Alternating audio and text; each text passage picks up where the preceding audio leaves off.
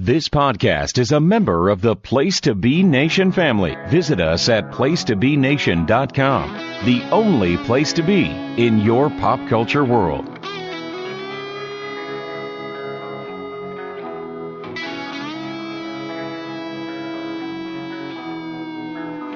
I heard you've been looking for me, but you look for trouble. You're gonna see that your words are dangerous. Your talk is cheap. So now I'm standing here. You tell yourself you know what to do when you realize that I am coming for you. Then you'll change your mind and run like a child when you see me standing here. Now I'm standing here. Don't question my heart. Don't question the fire that burns inside. Place the Nation, welcome back to another episode of Extreme Resurrection. I'm your host, James Gruenberg, and alongside of me, as always, is my partner, Steve Riddle. Steve, how are you doing tonight?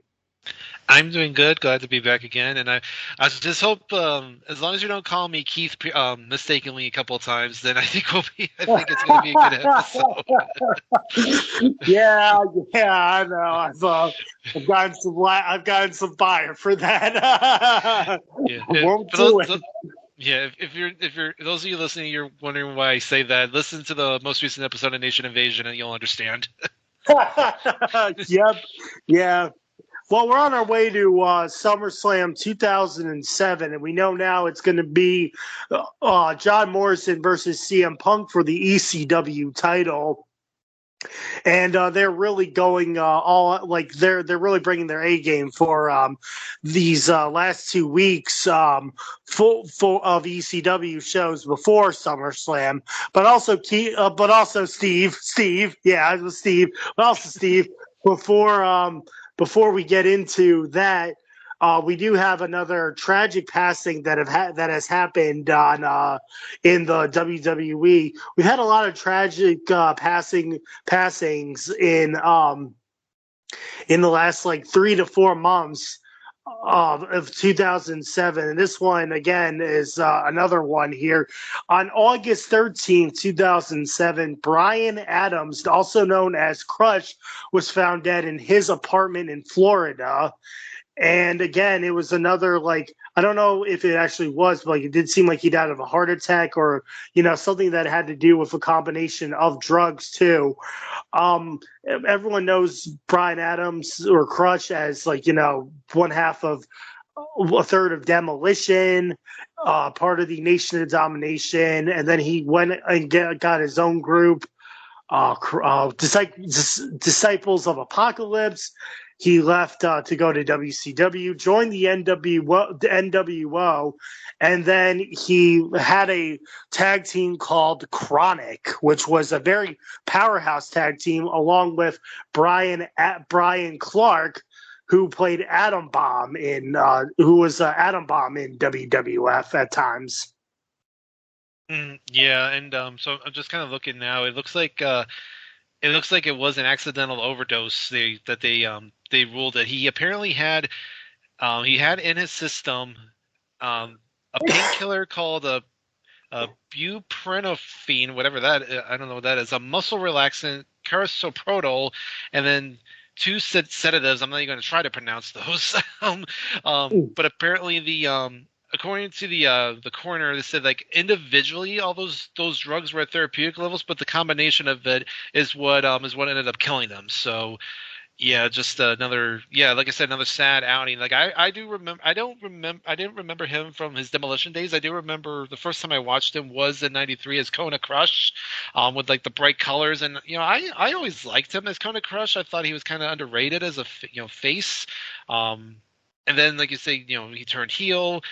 He had that little bit of trouble in '95 with I think it was when he was arrested. And then, like you said, he came back. They incorporated that into his character. Then he joined the Nation, then the DOA, and then, of course, like you said, goes to WCW, joins the NWO first, and then, of course, forms Chronic, which was basically their version of the APA. But they were pretty over in 2000, to the point that they came in. I mean, obviously, I mentioned Nation Division. You haven't gotten to them yet, but they will come in for a little quick run there in the WWF. And then after that, he kind of just, he disappeared pretty much out of the mainstream. So yeah, it was kind of shocking to hear that he had passed away. And again, another young guy, 44. I mean, it's not been a good year so far in terms of the. I mean, we talk about it. 2007 has definitely been a very cursed year for wrestling. Yeah, and going back to what you were saying, I'll get there eventually on the invasion angle of Chronic coming in. They only lasted a record of 23 days in the WWF.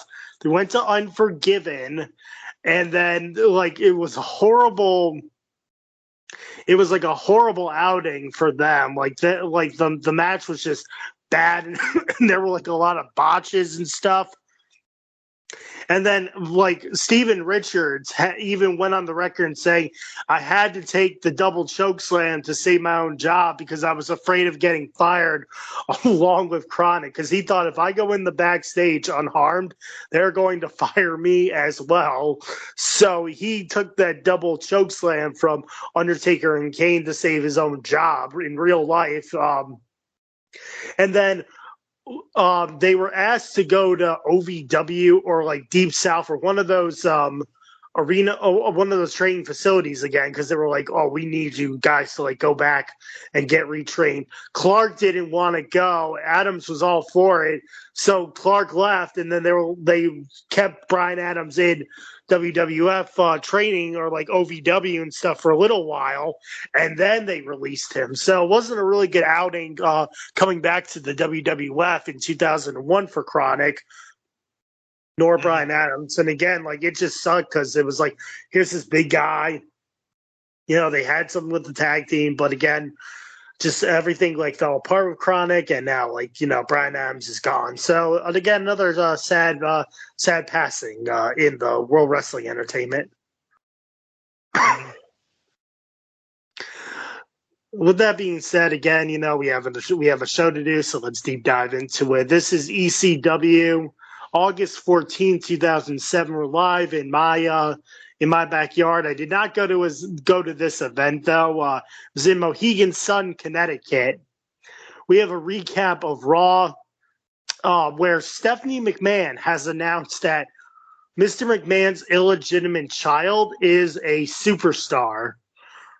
So it could be anybody from either Monday Night Raw, SmackDown, or ECW.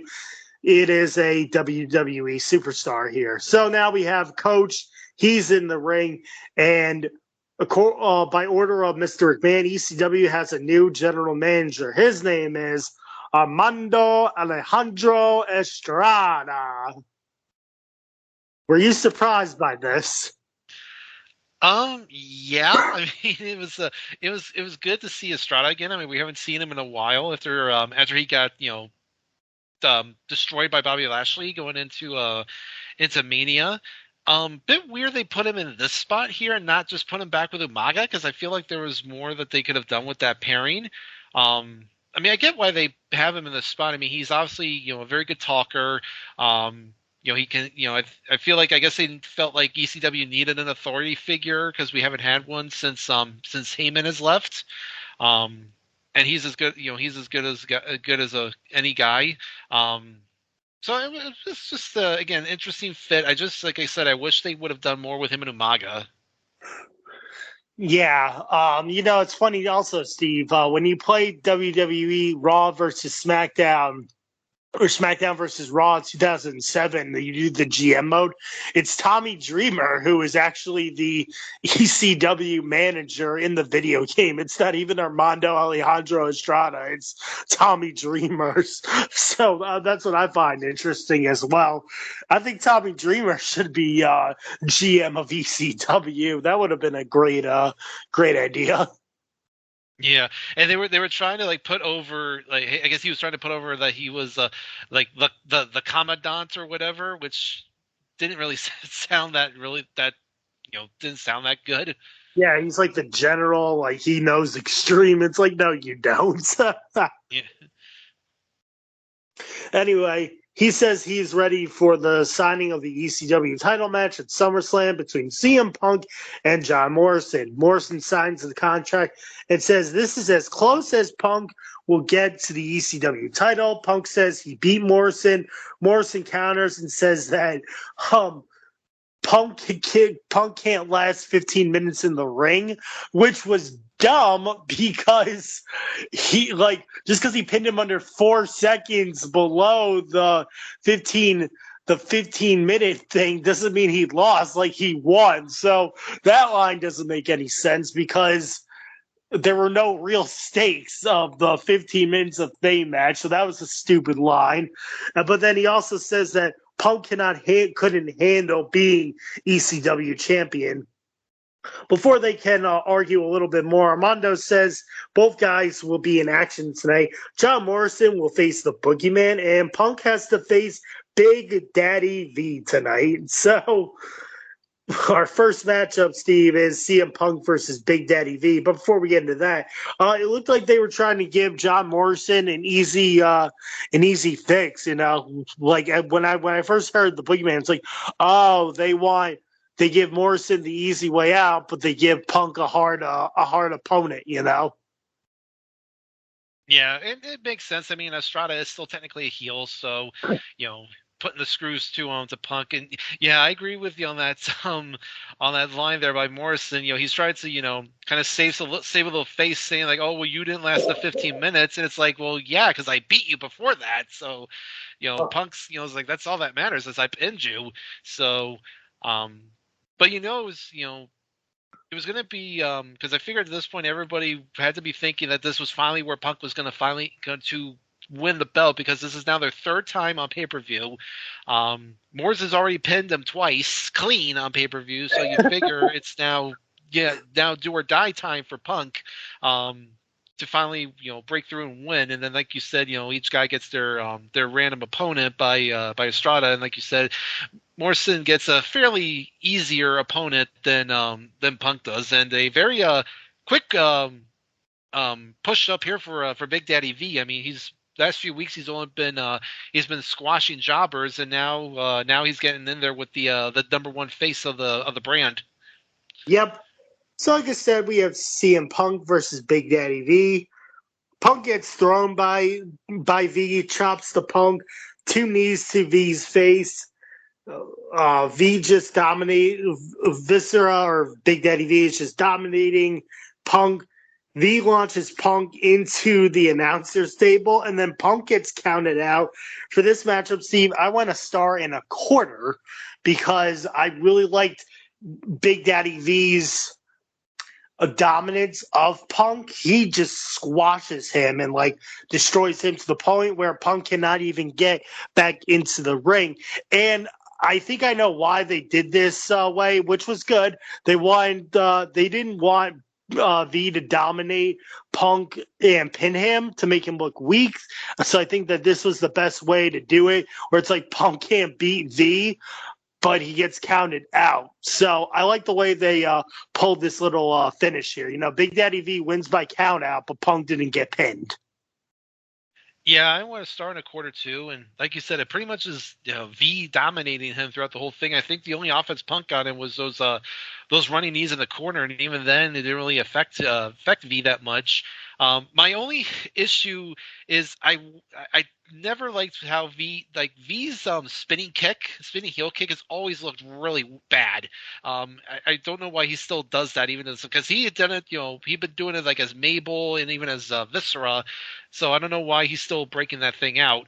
And again, kind of a little bit of an upset having Punk lose here. They do keep it strong by not having to get pinned, because you don't want him to job that early, considering what he's got coming. But again, keeping V looking strong, because like we said, he's definitely a guy that they're going to be looking to as one of the top heels of the brand. So again, decent stuff here. V looks strong, but Punk at least doesn't have to eat the pin yet, at least.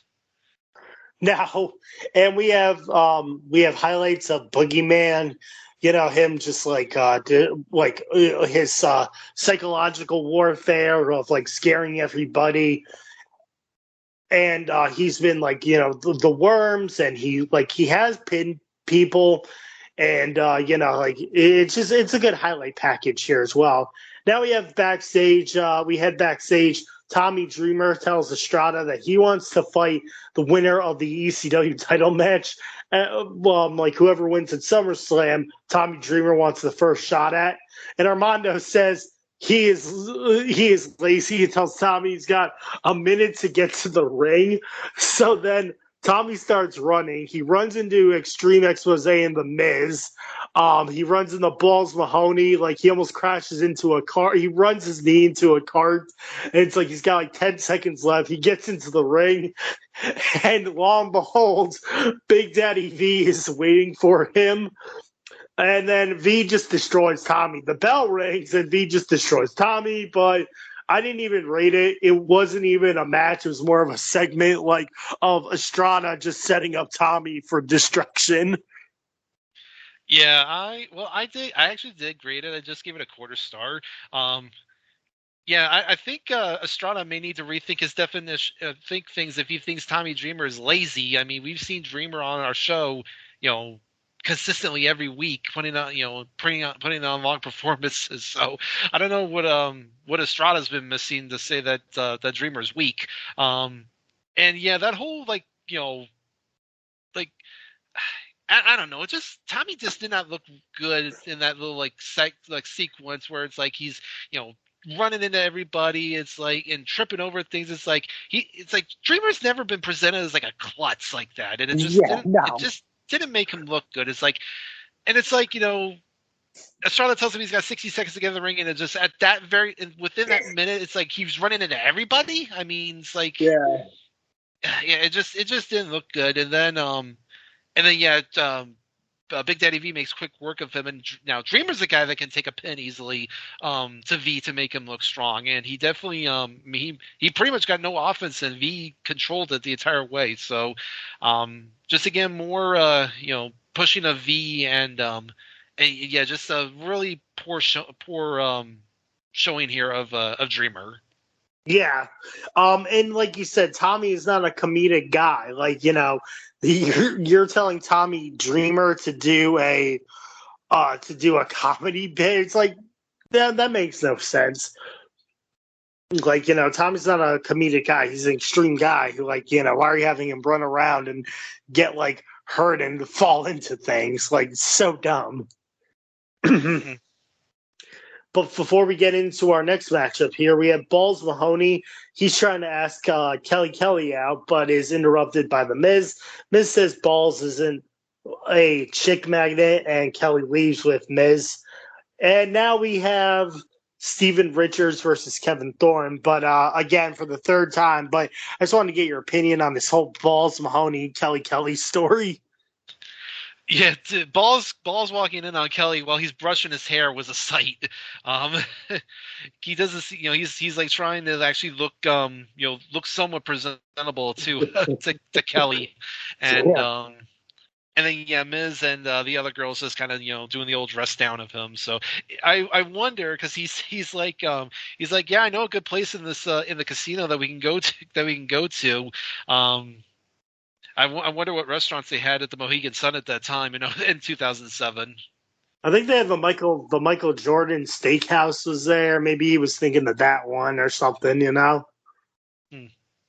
Yeah, I mean, that seems like the best restaurant to go to for a date. But it seemed like a classic high school thing. Oh, you're no good for this, girl. Look how you dress, man. Look how I dress. I'm the chick magnet, and you're nothing. Yeah, it's pretty. I mean, that's actually a good description. It's like, Miz is the the jock bully asshole, and Balls is the social outcast, and they're both vying for the affections of the hot cheerleader. Yep. So we have Steven Richards versus Kevin Thorne. Punches to Thorne, clothesline by Thorne. Thorne is giving Stevie a beatdown, repeated clotheslines by Thorne. Stevie kicks out. Knees to Thorne's face by Stevie. Powerbomb by Thorne for the win. I went a star and a quarter on this one as well.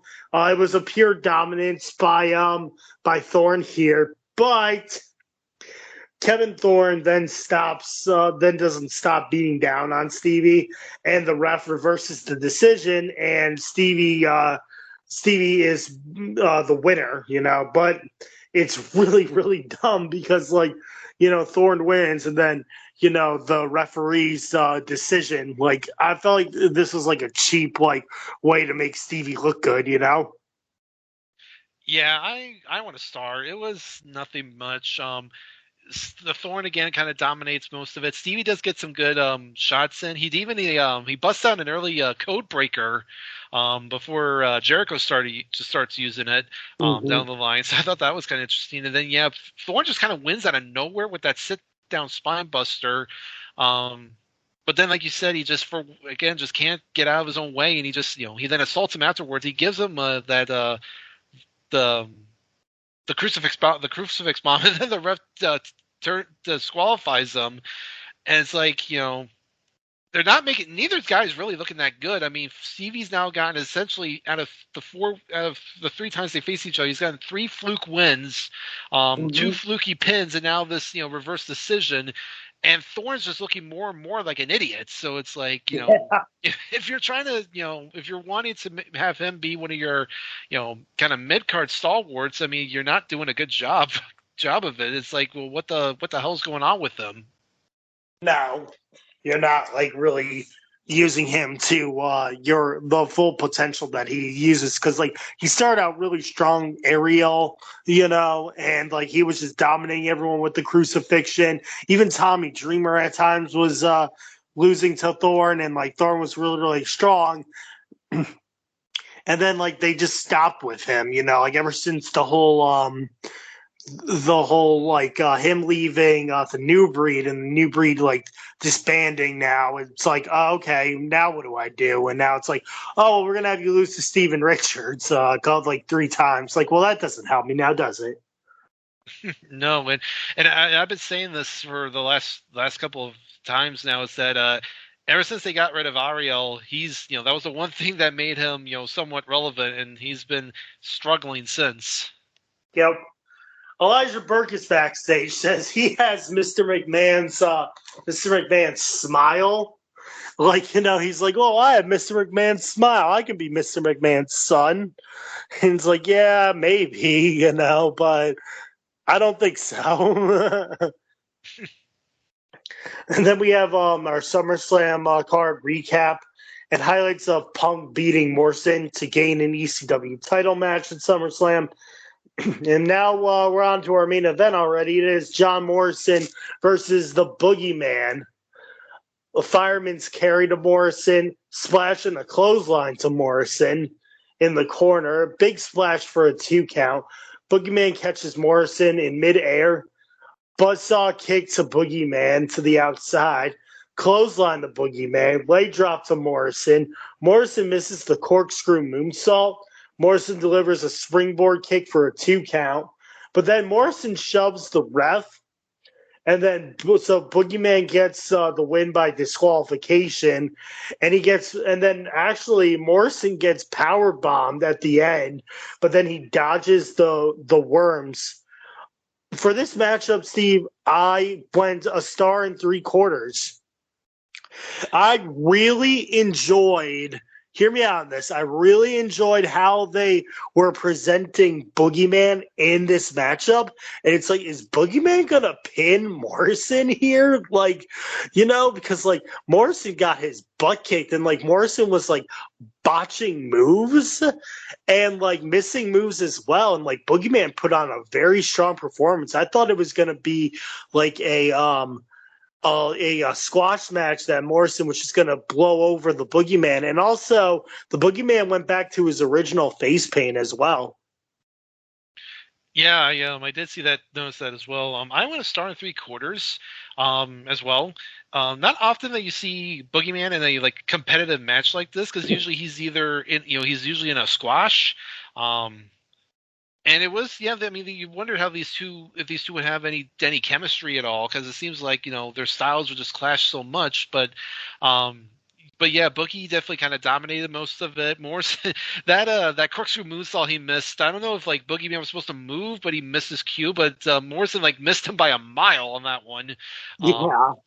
And I'm not. I mean, I don't know why they had to have Morrison get DQ'd here. I would have had him just go over Boogie. I mean, Boogeyman's not going to be a top a main level guy for very long, just basically because of his gimmick. So why not just have Morrison get a strong win over him to kind of build towards SummerSlam, and then if you want to really give Morrison some extra ammo to kind of go against Punk, you could be like, well, I beat my guy clean while you couldn't beat your guy. So just again, nothing, fine stuff here. Just again, kind of give Boogie some actual credibility, and plus Morrison, he's one of the few guys that actually escapes from getting the worms put down him. So they do kind of, he does avoid that as well. Yep. Before we get into our next episode here, like I said, it was really, really good. There was a lot that they were really getting like Boogeyman good. They were getting letting Boogeyman have some good shots as well, and they made him seem like he was doing very, very, very good against Morrison here as well. But before we get into our next matchup here, we did have a Saturday night's main event between the two shows, and it was actually took place on the Monday Night Raw actually on August 13th. It was taped there, and it aired on August 18th, 2007. So it is between shows, and we had a match. Here we had Batista and Kane defeated Finlay and the Great Khali in a tag team matchup. John Cena defeated Carlito by submission. Evander Holyfield, and I remember when this happened. I remember watching this live. Evander Holyfield defeated versus Matt Hardy, ended in a no contest, and they were supposed to have a boxing match. And then the main event was CM Punk and the Boogeyman. They defeated John Morrison and Big Daddy V. So, they are getting some more time with the ECW guys, as the ECW guys did close out the Saturday night's main event with a tag team match. Mm-hmm. Yeah, and yeah, pretty much, again, just standard Saturday night's main event stuff to kind of continue building into SummerSlam. You have all your, your two big title matches represented there because, we have Batista Khali and Cena Orton, because that was after that match with Khali that Orton attacked Cena, gave him an RKO on a chair to kind of build to that. And kind of crazy seeing Evander Holyfield come out to box here, but apparently, and I think if I remember correctly, it was supposed to be Hardy and MVP having a boxing match. Because they were in the midst of their whole, who's better than the other guy kind of storyline going on, and I think it was around this time that MVP had gotten diagnosed with that like really rare heart condition. I think it was like the Wolf Parkinson's or Wolf's like something syndrome or whatever it is. I think it was called. And they had to keep him inactive for a little bit to make sure that he nothing serious happened to him.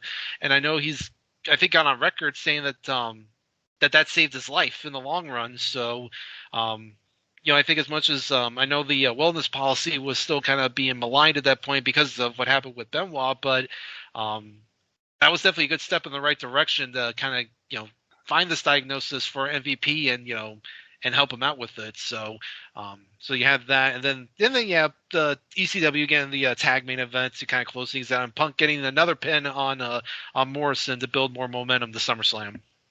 Yeah, I think with the MVP thing, they put his name with like the list of I think the list of like the government crackdowns of like the pharmaceuticals. But again, he had a reason because he had the Wolfenson's like Parkinson's disease or whatever it was called. And it was like, well, I need these pills. So, like I need to like take these things because like I have a disease. So I think he got off the hook because like he had a legit reason why he was taking these medications. Mm-hmm. Yeah, so it's called just so because we're talking about it's called Wolff-Parkinson-White syndrome officially, and it's a condition that causes the heart to beat faster than normal. So yeah, but as I said, he said that if that had gone undetected, it probably could have resulted in like severe health problems for him. So so like I said, they definitely they were able to catch it early so that they were able to kind of keep it under control, and he's been able to have a good career after that. Yeah. So now we have this is the final ECW before SummerSlam. It is ECW August 21st. I believe they said they were at they're at like the South Carolina State College, I think it was, if I'm not mistaken. And yeah, was it that, Steve? It's according to history of WWE, it was the Colonial Center there in Columbia. Now I don't know if that was on the campus, but I mean, wouldn't surprise me if it was. Okay, I thought it was I think they said that. I just don't remember. My bad. Anywho, we have Armando Estrada. He's in the ring, and he announces that the first match tonight is an Extreme Rules match. And what do you know, Steve? We have Big Daddy V versus Tommy Dreamer. And if anyone knows Extreme Rules, it's Tommy. So he comes out with a bunch of weapons and stuff, even though a lot of it is not going to be used, but it makes her a great thought, basically. Punches by Tommy, chair shot by V. V throws Tommy into a shopping cart. Trash can shots by Tommy. V gives Tommy a Samoan drop into a table for the win. For this matchup, Steve, I went a half a star. I thought it was all right, but not a whole lot from Tommy. And again, we continue with these dominance here in ECW. But at the same time, he's facing an actual ECW star and not just going back to jobbers after getting that win with CM Punk. Yeah, I actually went a star. I thought it was a fine, quick garbage brawl. Kind of weird they had all the weapons in the ring to start with and not, have the guys go out and grab them. But I think that was just so that V didn't have to keep going back and forth. Yeah, just some basic brawling. Dreamer gets a couple shots in, but V kind of, again, dominates. And I actually really like the finish of him doing that Samoan drop through the table. That looked really nasty. And it really made V look like a monster. So like you said, they're not, they didn't put him back with the jobbers. They have him here with another, big win over a name guy like Dreamer. So, again, kind of keeping the momentum going here for V. Yeah, so hopefully with whatever happens at SummerSlam and with whatever happens at SummerSlam, V gets on like the track to have like a ECW title match, or they do something with V. They pull the trigger here because like he's been dominating. So let's see what happens as the weeks go on here. We get highlights of CM Punk, and then we have Mr. McMahon and Coach there backstage. Coach is explaining that Mr. McMahon had, the rumors were, and this is where it gets bad with what is going on with Vince McMahon today. Had pleasures in a New York City bathroom, and then Coach introduces Balls Mahoney, says he fits the description of the lady that Vince was having sex with in the bathroom. Balls tells Vince Vince has balls, and then Vince says he doesn't have balls. And that was like so funny. It's like, oh, you don't have balls. It's like, get out of here. But gosh, these are so bad segments. Yeah, this mean, this whole storyline was questionable as is, but yeah, now that what's going on in the modern day with regards to Vince, it just makes it look makes it look even worse.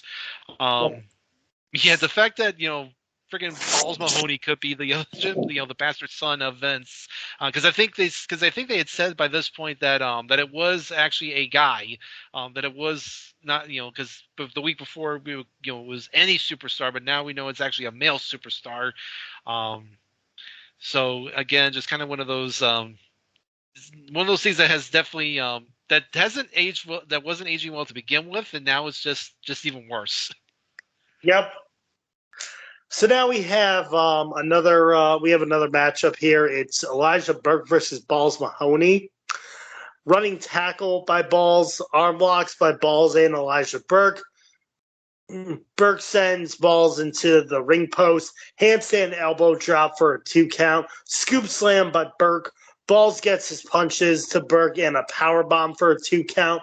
Burke misses and Balls rolls him up for a 3 count. So this was very, very surprising. I actually forgot that. As I was reading this, I was like, "Oh, Balls actually gets the win here." This match was really, really slow, because it had a lot of I think it had a lot of rest spots in it. Steve, I want to star in a quarter here. Burke had a really good performance, but then again, Balls gets an underdog win.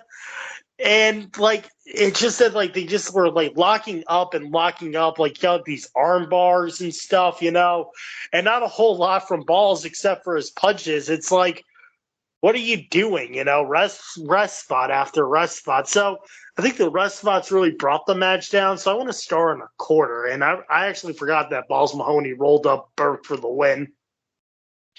Yeah, I actually gave it 2 stars. I didn't think it was that bad. I thought Burke did a lot of good work in the match to kind of keep control, and yeah, the finish just came completely out of nowhere, and it's like we're already doing the whole original getting an upset on the young guy with Richards and Thorne, and now we're doing this with Balls and Burke. I mean, it's like I know they've got this thing going with with Balls possibly having his his little thing with Kelly and still kind of having issues with the Miz, but it's like, why are you now sacrificing Elijah Burke? I mean, Thorne's one thing because he's the guy that is probably not going to be much in terms of a top guy, but Burke's a guy that could be easily one of your top heels, and you're having him job here to Balls Mahoney of all people. It just didn't make any sense. No, it didn't. And again, I just thought the rest stops the rest periods did a lot of bad damage to the matchup here. But everyone has their opinion on what's good and what's not good, and we respect everybody's opinions. But again, it's weird that Burke loses, so it's what the hell. Mm-hmm. Yep. So now we have highlights of John Morrison, and then Balls is backstage, runs into the Miz and Extreme Expose. They have a match, there's just a little bit of talking, and then he's like, well, we got a match to go to, so let's go. And then Kelly falls behind. And then we have Kevin Thorne backstage, and Stevie jumps him. And then they get into a little bit of a fight, and it's pulled out by the referees. So again, you're still into this Kevin Thorne versus Stevie Richards feud here. It looks like it's not going away anytime soon. So we'll see what happens after SummerSlam. Yeah. And then we have another Mr. McMahon and Coach segment. They're backstage again. CM Punk comes in. Mr. McMahon says Punk is not his son because he is straight edge, and Mr. McMahon is a heavy drinker and all this stuff. And then CM Punk goes, well, at least I don't have unprotected sex like you do and all this stuff. And these lines were so cringeworthy by Punk now. If you listen to them again with what's going on, and Vince McMahon's life now. It's like, oh gosh, these are so cringeworthy. Ugh, yeah, the one with the segment with Balls was bad, but yeah, this was even worse. And yeah, like you said, Punk just clearly not giving a shit when it comes to saying something like that, and maybe he was onto something that we didn't know. Oh gosh, yeah. So now in our main event, it is CM Punk and Boogeyman versus The Miz and John Morrison. So this is like I think this is the first time, right? The Miz and John Morrison teamed up. I think so, yeah. Because they did not have like The Miz. They didn't have like that. They did not have that. Like little like those segments, yeah, that's down the line. So this is the first time The Miz and John Morrison are teaming up. So it's I forget who actually starts. Morrison and Punk start. Miz and Punk start. Punk kicks Miz. Boogeyman eats worms and almost puts them all over Extreme Expose. Boogeyman spits worms at Morrison, spinning heel kick to Boogeyman, big boot to Morrison. Boogeyman flips Morrison, splash the Miz, kick to the Miz's head by Punk. Morrison knocks Punk off the turnbuckle, clothesline by the Miz, a drop kick to Punk, elbow leap by Morrison. Sunset flip powerbomb by Punk. Morrison slams Boogeyman into the steps. Punk dives to the outside. Diving clothesline to the Miz. The running knees and a bulldog by Punk. Punk sets up Miz for the GTS, but then Morrison blind tags Miz. And then Morrison attacks Punk and gives him the corkscrew neckbreaker for the win. For this matchup, Steve, I gave it 2 1/4.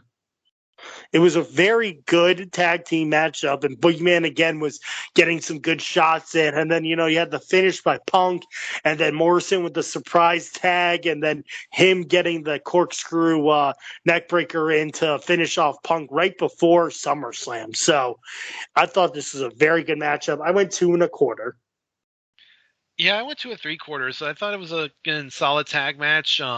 It seemed like Punk worked the majority of the match, and we didn't see a ton of Boogeyman in there. Which I thought was kind of interesting, and you can see kind of the early chemistry here between Miz and Morrison. Like, we'll also know what happens to them, as we'll talk about down the line. But you can definitely see it here that they do have some good chemistry together. Punk played a good face in peril to Miz and Morrison. Then he gets the big comeback, and then, like you said, he hits the GTS on Miz, but Morrison had gotten the blind tag, and then he takes advantage with the neck breakers. So good little win for Miz and Morrison, but I think anyone who, if you were watching at this point, when you saw Morrison pin Punk, I wonder how many people were probably thinking, does that mean that Punk's now going to win the title at SummerSlam? Mm-hmm. Yeah, so we'll see what happens at SummerSlam. I can see like the Boogeyman and Miz having a feud down the line, but I think they're going to go with the Balls Mahoney versus Miz feud. So let's see what they do with Boogeyman, because Boogeyman has been, after getting like his butt handed to him by Big Daddy V, he has put on a good showing of getting a lot of offensive moves in, and not just being a tackling dummy here as well. Instead of being jobbers, he's being put in with like mainstay players, and he's been like getting offensive moves on them as well. So I want to see like what happens with the Boogeyman.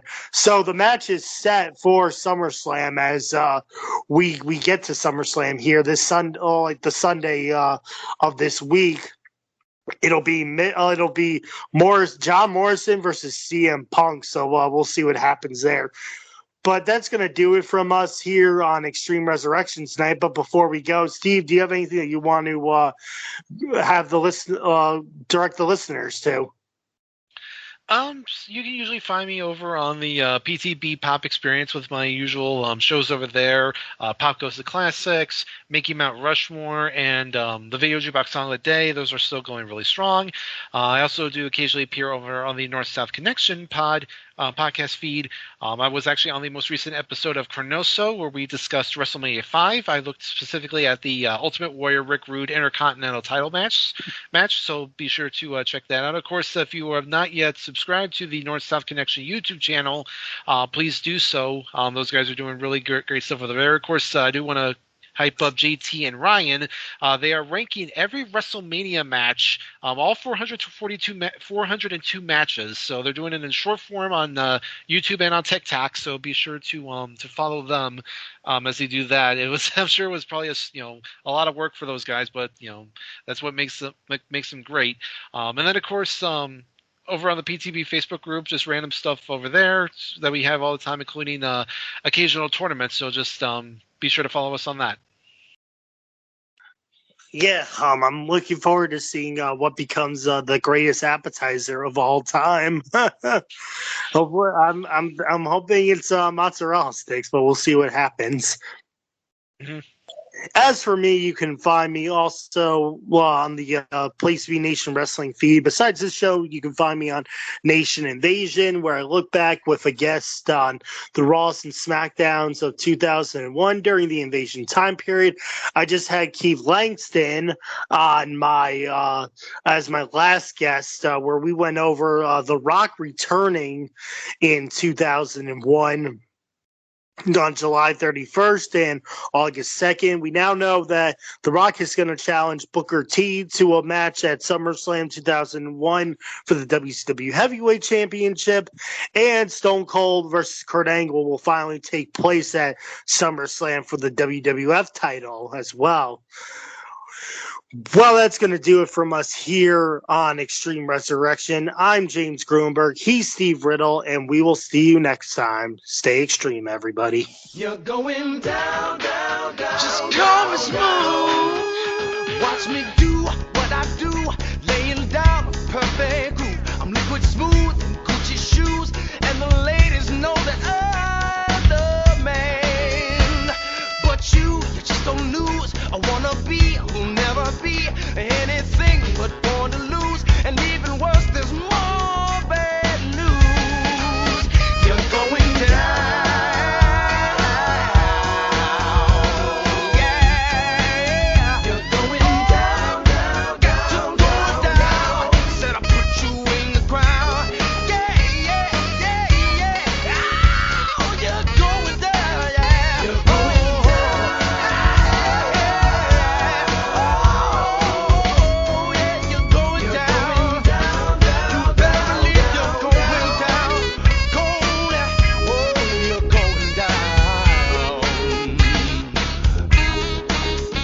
Let me tell you here and now, I'm the man and I know how to bring the mainstream to the ground. It's your turn, you're going